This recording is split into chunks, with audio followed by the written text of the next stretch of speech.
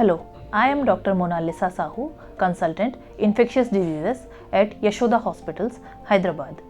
As all of us know, there has been a huge upsurge in the cases of dengue all across the country in the last couple of months, and more so in the last few weeks, more also in our state of Telangana. So this video is for the awareness about the dengue.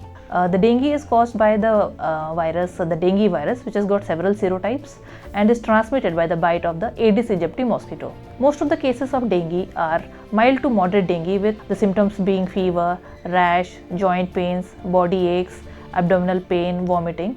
But few of them also land up in severe dengue with the bleeding manifestations and involvement of the other organs, like landing up in severe respiratory distress syndrome, involvement of the heart, myocarditis, dengue encephalitis.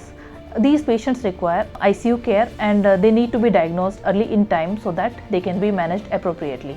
So if we have the symptoms that I have enumerated, then we should be approaching the doctor so that they can get tested for dengue and be managed in the mild to moderate phase, and can take precautions so that they do not land up in the severe manifestations. We can also protect ourselves from the dengue by preventing the mosquito bites. The mosquito bites mostly in the dawn and dusk time, so we should be wearing full sleeves clothes covering the exposed part of the body to prevent the mosquito bite, and the exposed parts need to be the mosquito repellents can be applied to prevent the bite of the mosquito. And there are several methods of preventing the breeding sites of the mosquitoes can be controlled by applying the several mosquito repellents and the other protective measures.